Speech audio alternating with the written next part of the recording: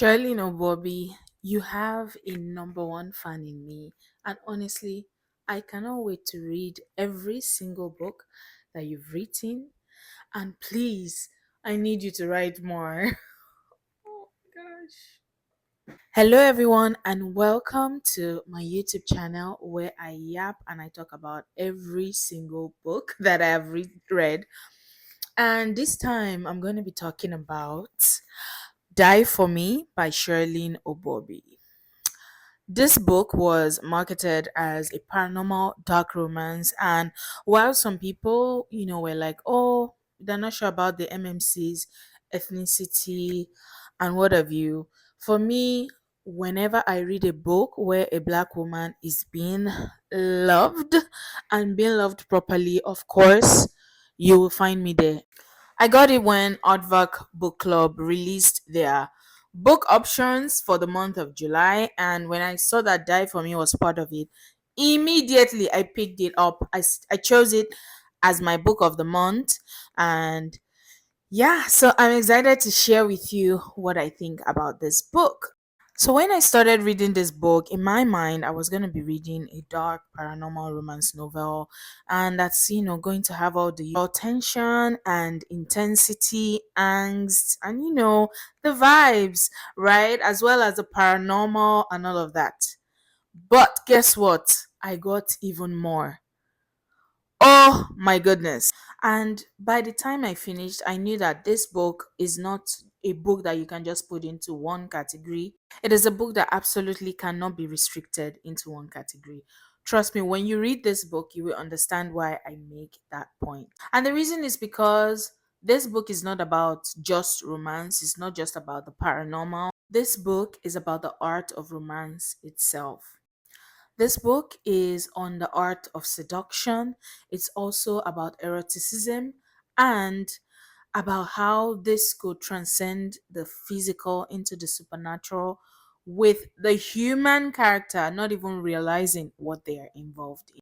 There are moments in this book where I felt like I was watching a movie and I was witnessing a character come to terms with the fact that they were experiencing something that was beyond the norm.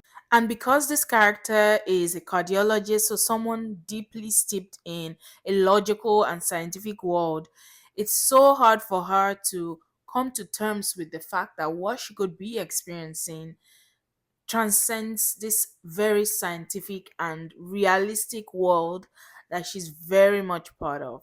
So the main character, she's a doctor, she's a cardiologist, she's in her 30s, she's mature, she has experienced life, she's experienced the good, the bad, the ugly, and also trauma as well, especially trauma in her last relationship, which it was just absolutely terrible. And she just felt like, okay, I'm just gonna live my life, take a break from all of this mess and experience life as it is. But guess what? She encounters a young man, Julian, who is in his 20s, and she meets him at her best friend's ex-husband's wedding. Yes. So she is colleagues with her best friend's ex-husband, who cheats on her best friend with someone else, right? And that someone else happens to be close to Julian, the guy that she meets. And so the whole meetup is already messy, right? But meeting him was just something that felt like out of the ordinary because she sees him and she wonders, like, how can this really fine young man be involved with someone like that? And also the way they meet, like, she just knows that she's enthralled and just she just likes the guy, right? But at the same time, she cannot explain why she's drawn to him so deeply. And one thing that I like that the author does is to show us moments in the book where it feels like everything is fine, but at the same time, there's something lurking in the background.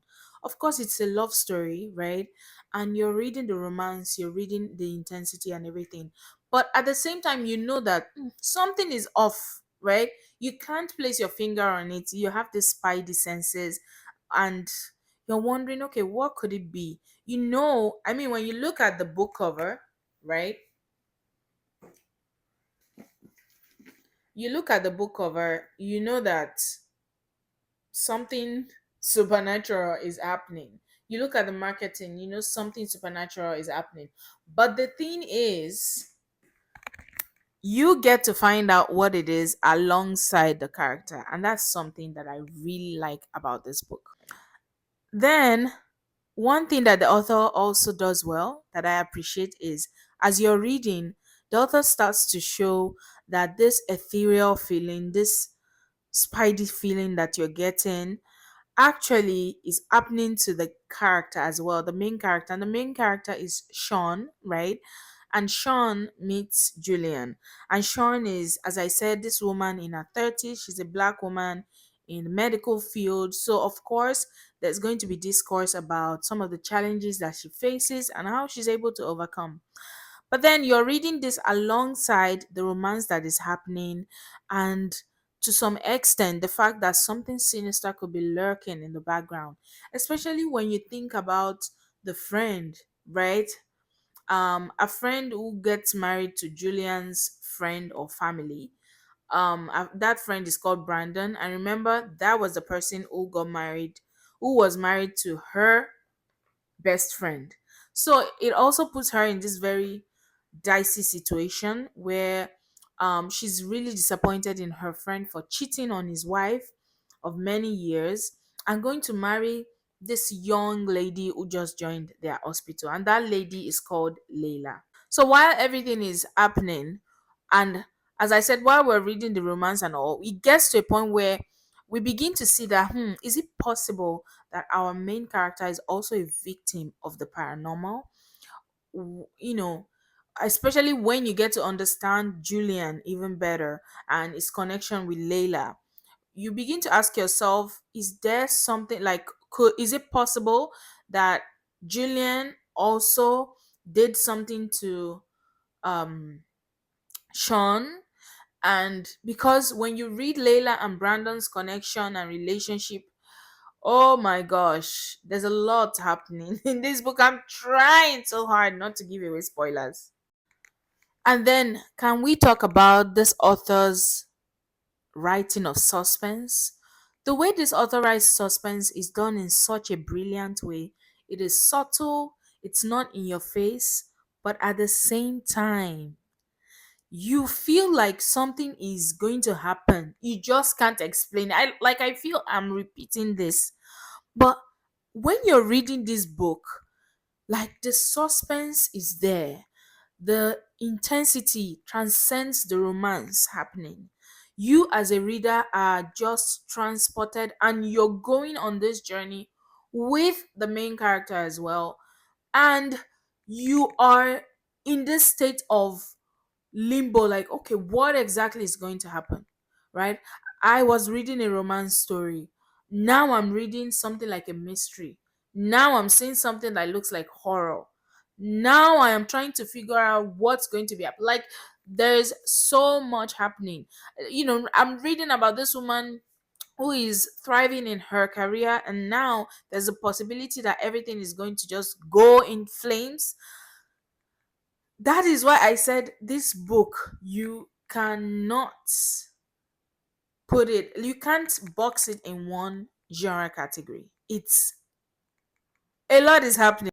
Then let's talk about the first person narrative technique in this book. Oh my gosh, I'm gushing about this book.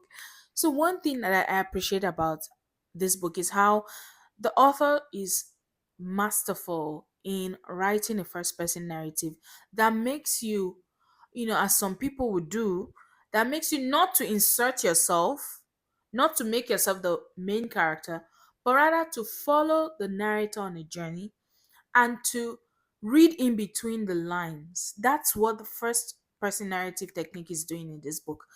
It's not just, oh yeah, I'm telling my story, and no, no, no, no, no.